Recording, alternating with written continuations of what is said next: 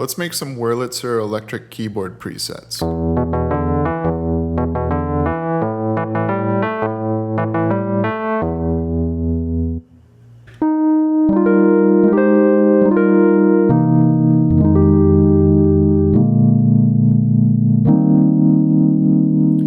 can download these presets along with over 170 other useful presets in my pack called Sounds You Know. A link for that's in the description. To get started, initialize preset, and then we're going to use the Harmonic series wavetable from factory. Now, the reason I'm using this wavetable is because I want to transition from this first frame here to the second keyframe about right there. And I like the way that it transitions between those two keyframes. Otherwise, I could just make this from scratch, because this keyframe here is just the first harmonic, and then this keyframe here is just the second harmonic. But it's that transition that I'm after. So since I couldn't emulate that from scratch, I'm just going to use this wavetable and remove all the other keyframes. Now, the reason I'm not just going from the first keyframe to the second keyframe and just working with part of the wavetable is because of resolution. So if I'm going from just that first to that second keyframe, I'm working with fewer frames.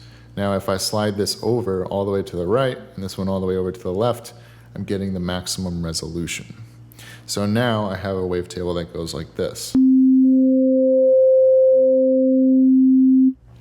Now we're not done editing this, so let's go back. We're going to add a modifier, choose wave warp, and then add a keyframe by right-clicking at the end here. Make sure it's all the way at the end. And let's set X warp to 9. Now let's hear this. So it's snapping to this last keyframe here.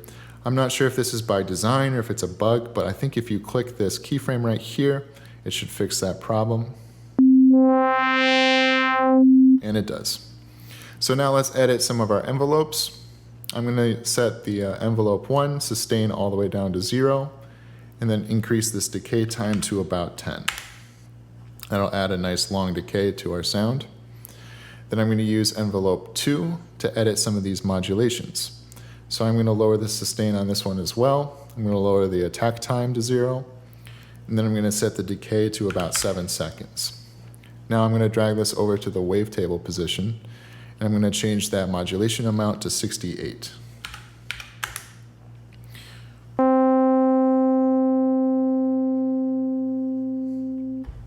So it's pretty subtle, but we have a few more edits to do here. So we're going to take advantage of both of these. So right here, let's use the formant shifting. So turn that on, drag over envelope 2 to the formant. And then let's set the formant amount to 0.11.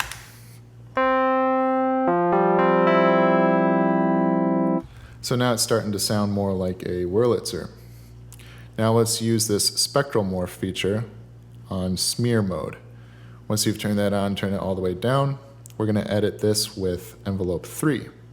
So on envelope 3, turn the sustain all the way down, attack all the way down. Let's keep decay at its default value of about 1 second, and then lower this a little bit, change the shape so it's more steep, and then slide this over to the smear. Now let's edit this modulation amount, and let's set this to 0.1. And now that adds a sharper attack. Now I think this sounds pretty good. This sounds quite a bit like a Wurlitzer to me, but a Wurlitzer is velocity sensitive. So let's drag over velocity to these modulation amounts. And now peak velocity will sound just the same as what I just played, and at 0 velocity, none of those modulations will take place, and everything in between.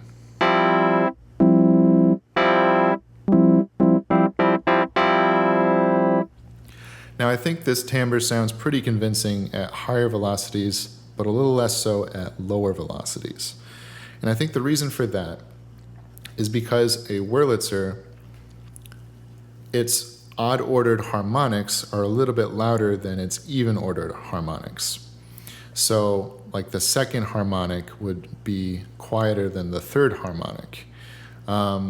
And one way we can turn up the odd ordered harmonics is with a comb filter. So I'm going to turn on filter 1, choose comb, and these flange filters with a negative next to them will boost frequencies that are odd ordered harmonics of whatever your cutoff point is. The plus flange filters will boost every harmonic of whatever the cutoff frequency is. So I'm going to use a negative one. I'm going to use spread flange negative. And one of the great things about Vital is it lets you really dial in these filters and edit them to fit your needs. So I'm going to set the resonance of this filter to 75. And then I'm going to turn on key tracking all the way so that it follows whatever pitch I'm playing. And then this cut here will determine where this little peak is. So if I turn down the cut, you'll see the biggest resonance is my fundamental here, the first harmonic. And if I turn it up to about 19, you'll see the biggest resonance is the second of these peaks, which coincides with the third harmonic. Because remember, these coincide with odd ordered harmonics. So this is the fundamental, this is the third, fifth, seventh, and so on. So you can hear it. If I turn this all the way down, it's going to sound a little muddy because I'm boosting that first harmonic so much. And then if I set this to 19, you'll hear that third harmonic pop out quite a bit. So I don't want either of those. So what I ended up doing was I split the difference between 0 and 19 with a slight preference to the fundamental. So I chose 9.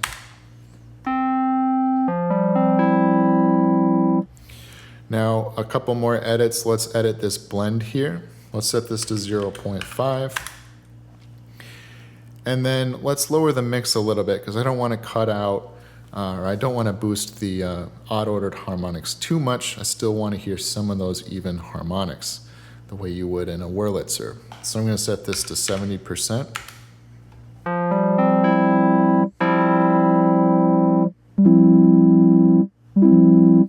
And one thing you'll notice now is that lower velocities, they're going to sound a little bit louder. So one thing we can do to offset that is turning on this velocity tracking here. I'm going to set this to 45 because I'm also going to use velocity to control the mix of this filter. So I like the way that this instrument sounds at high velocities. I think that sounds like a Wurlitzer. But like I was saying earlier, at low velocities, not so much, which is why I put in this filter. So we can get the best of both worlds. I can use velocity to turn down the mix of this filter. So I'm going to set velocity to turn down the mix of the filter by negative 0.4.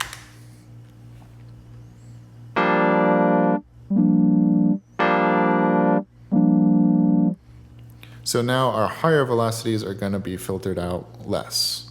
And there shouldn't be too much of a difference in volume anymore because of this velocity tracking. So another iconic part of the Wurlitzer sound, or these electric pianos from the 60s and 70s, is the tremolo and the auto pan. So we can get that with one of these LFOs. I'm going to use LFO 2. I'm going to set it to seconds. And then I'm going to set the phase to 0.25. Now hold shift to make this bipolar and drag it over to the pan.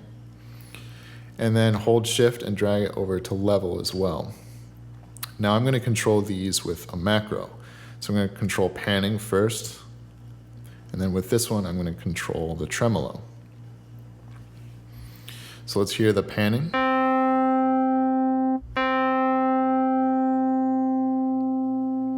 And then let's hear the tremolo.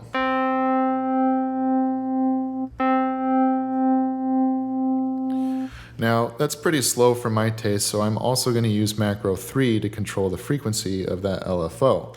So I'm going to hold shift and drag that over to the frequency. And then I'm going to reduce this modulation amount to about 0.3. Now let's hear the slowest tremolo, and then the fastest. Now I think it's going to sound best somewhere between 0.5 and 0.7.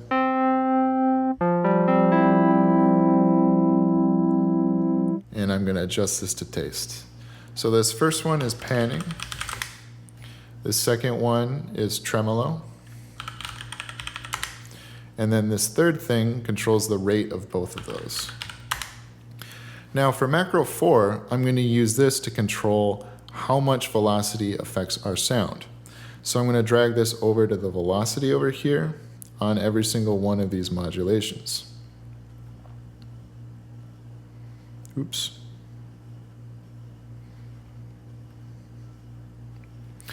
So now at 0, macro 4 means that none of these modulations will take place. We're just going to hear this wave right here going through this filter. And if I turn it all the way up, we'll get the full range. So let's call this velocity range. And this is pretty useful if, let's say you want to use the Wurlitzer, but you don't want to have to worry about any of those really bright notes kind of sticking out if you accidentally play a note at a higher velocity.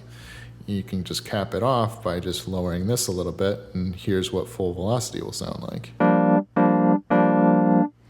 You can also really just change the timbre.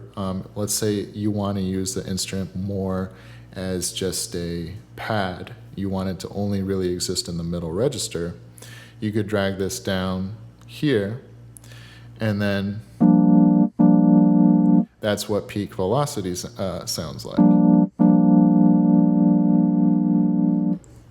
So now let's go over to the effects. This is pretty subtle, but I want to add in an EQ. This is just going to be cutting out some of the very high highs.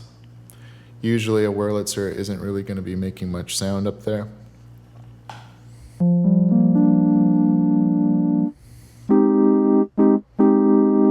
Let's bring our velocity range back. And then let's turn on the reverb here. Now when I'm mixing a reverb or editing any of these parameters, I like to turn the mix all the way up just so I can hear it more. One thing I think sounds good with a sound like this is a little bit of chorus. Makes it sound a little bit dreamier, maybe a little bit more vintage. So let's hear what that does.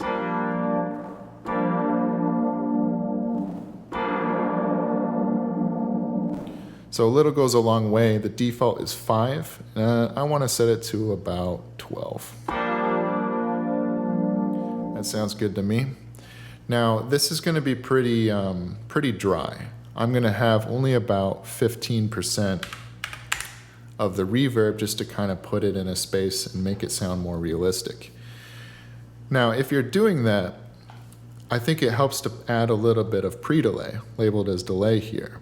And the reason is, imagine you're hearing this Wurlitzer and you're hearing a lot of the dry sound and only a little bit of the space. Well, that's probably because you're close to the Wurlitzer. And if you're close to that sound source, that means that the reverberations will happen at a delay when they come back to you.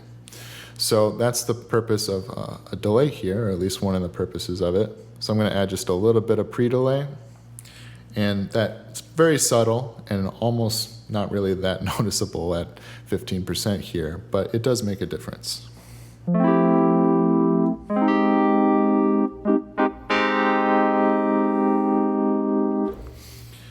So that's pretty much version 1 of the Wurlitzer here. Now in my demo, I used a sample of a Wurlitzer key sound. And I made this sample, basically I took a sample of a Wurlitzer note, and then I removed all the resonances from it, so that all I'm left with is the thud and some of the mechanical noise that happens when you press the key. And so by itself, that sounds like this.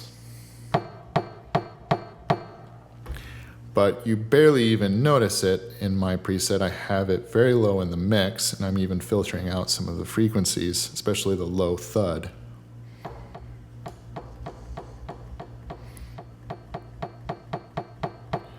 So let's hear how it sounds all together.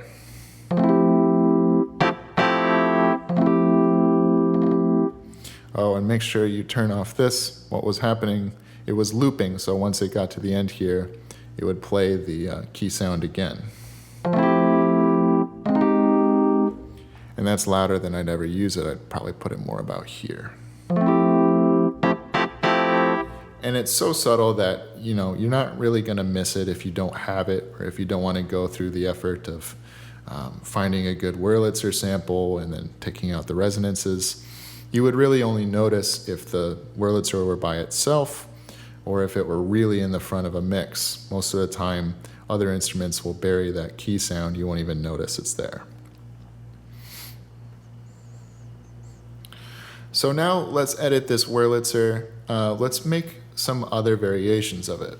So I think this Wurlitzer preset is really good in the low register, high register, at low velocities, high velocities. But I found a variation that really works well if you want a cleaner Wurlitzer sound. Let's say you want the Wurlitzer just to be a pad. You can do that by removing the formant here. And then let's turn off the flange filter. Actually, we can just edit this because we need both filters. So I'm going to double click these parameters to return them to their default. And then I'm going to set this to an analog filter. So for this one, let's go with a 24 dB filter. Let's turn the resonance all the way down. Let's turn key tracking all the way up. And let's drag over velocity to the cutoff here. Then let's drag macro 4 over to that modulation amount. And then we get this. Looks like we're still modulating mix, so I'm going to right click that and remove that modulation amount. And I'm also going to lower the velocity range for this one all the way down here to about 0.36. I'm also going to increase this modulation amount here to get a little bit more of the smear.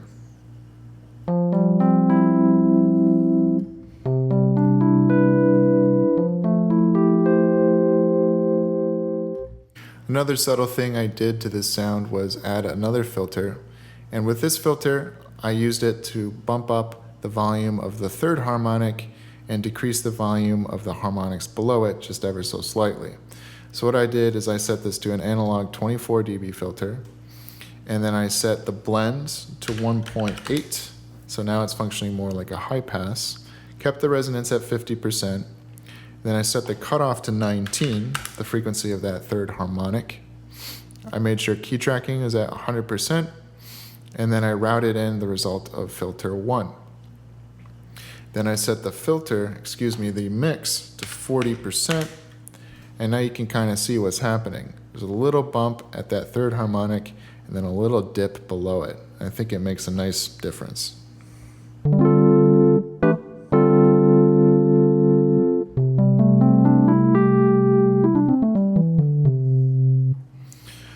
So now that we've made a couple Wurlitzer sounds, let's try making a Fender Rhodes sound. And the iconic thing about a Fender Rhodes, in my opinion, is the bell-like nature of the attack.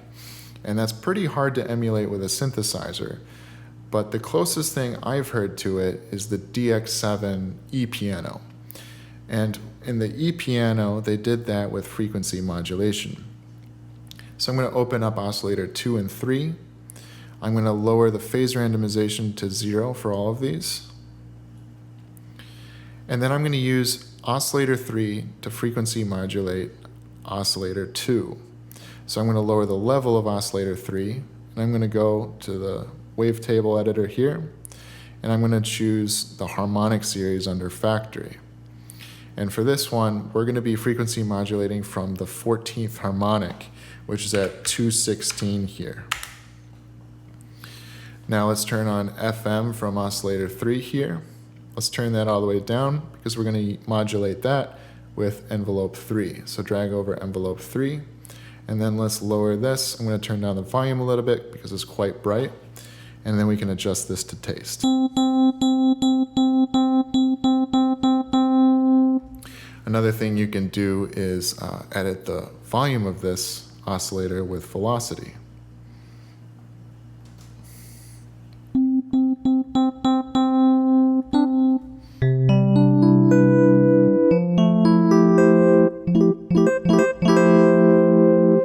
And that starts to sound a little bit more like a Fender Rhodes, at least a little bit closer with that bell-like sound.